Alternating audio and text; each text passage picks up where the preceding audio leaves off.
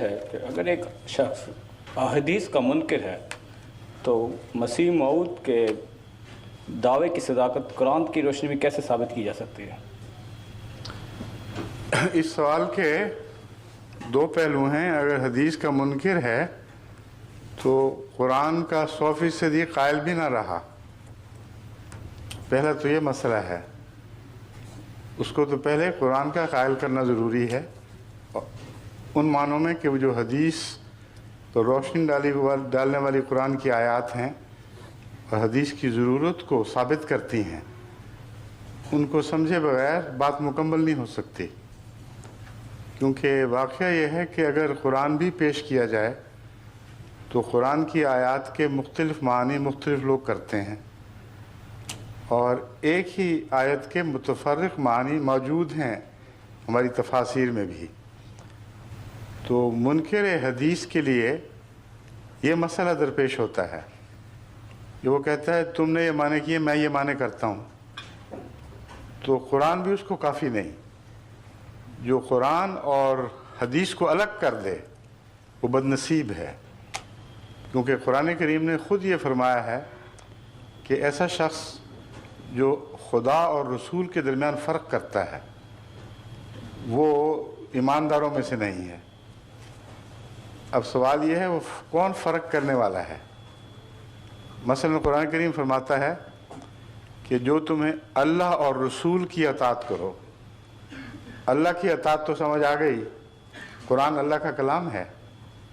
رسول کی اطاعت پھر کیا چیز ہے؟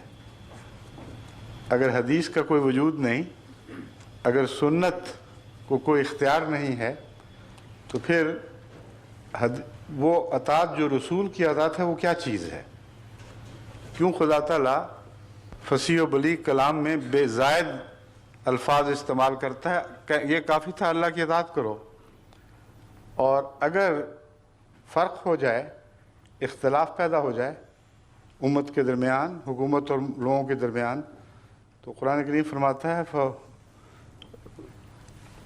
وَإِذَا تَنَازَعْتُمْ فِي شَيْءٍ فَرُدُّوهُ إِلَى اللَّهِ وَرَسُولِهِ، اطیعوا اللہ وَأَطِیعُوا الرَّسُولَ وَأُولِي الْأَمْرِ مِنْکُمْ۔ یہ آیت میرے پیش نظر ہے۔ اللہ کی اطاعت کرو اور رسول کی اطاعت کرو۔ فَإِذَا تَنَازَعْتُمْ فِي شَيْءٍ، اگر تمہارا آپس میں اختلاف ہو جائے، فَرُدُّوهُ إِلَى اللَّهِ وَرَسُولِهِ، اب یہ ایک جاری حکم ہے۔ یہ مراد تو نہیں تھی کہ صرف رسول اللہ علیہ وسلم کی زندگی میں اختلاف ہو تو پھر رسول اللہ کی خدمت میں پیش کرو، یعنی قرآن صرف اس زمانے کے لیے محدود ہو گیا اور آئندہ کے تنازعات کا کوئی حل نہ پیش کیا، یہ نتیجہ نکلے گا نا اس کا۔ تو لیکن اگر بات کے تنازعات پیش نظر ہیں تو اللہ کی اطاعت تو قرآن سے مل جائے گی، رسول کے سامنے کیسے جھگڑا پیش کرو گے؟ اس لیے بنیادی بحث سے بات ہونی چاہیے، ورنہ ہم جتنی چاہیں دلیلیں قرآن سے نکالتے رہیں، اہل قرآن یہ کہتا رہے گا کہ نہیں میں اس کا قائل نہیں، میں اس کا یہ مطلب سمجھتا ہوں۔ اگر حدیث تائید کر دے اور انسان دلیل کے ساتھ حدیث کا قائل ہو تو اس کے لیے پھر نکلنے کی راہ کوئی نہیں رہتی۔ اس لیے ہر شخص کو اس کے عقل، اس کے حالات کے مطابق پہلے سمجھانا ضروری ہے، ورنہ پھر اس سے بات کرنا بیکار ہے۔ میرا تجربہ ہے اہل قرآن سے یہی کہ لاکھ دلیلیں قرآن سے پیش کرو، وہ کہتے نہیں ہم اس کا یہ مطلب سمجھتے ہیں، اور کوئی بھی ایسا نہیں ہے جس کی ہم بات مانیں قرآن کے مطلب کے طور پر۔ تو قرآن جس کو وہ وجہ اتفاق بتاتے ہیں، عملاً اس کو وجہ اختلاف بنا لیتے ہیں۔ اس لیے روحانی اتھارٹی کا آنا اس لیے بھی ضروری ہے۔ امام مہدی کا تصور یہ معنی بھی رکھتا ہے کہ جب قوم میں اختلاف پیدا ہو جائیں گے تو جو اللہ سے ہدایت پائے گا وہ اس بات کا مختار ہوگا خدا کی طرف سے کہ اختلافات کا بیچ میں فیصلہ کرے۔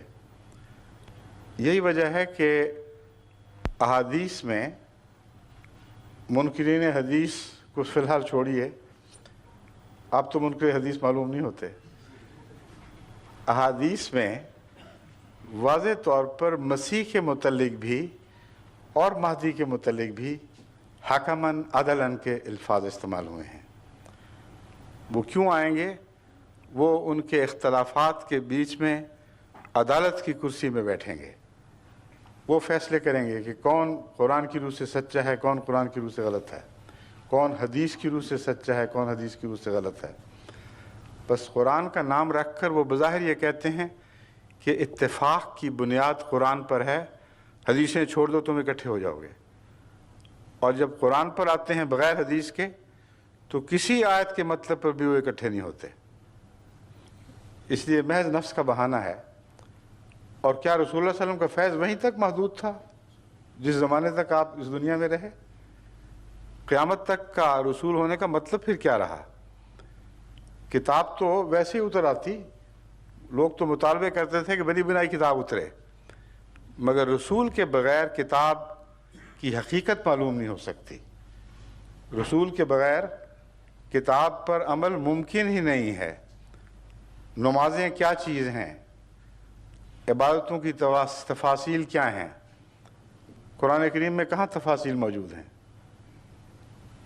जो कुछ हज़रत मोहम्मद रसूलुल्लाह सल्लल्लाहु अलैहि वसल्लम को करते हमने देखा, जैसा उन्होंने कुरान समझा उसी के मुताबिक अमल की वजह से हमने कुरान का फैज़ पाया है।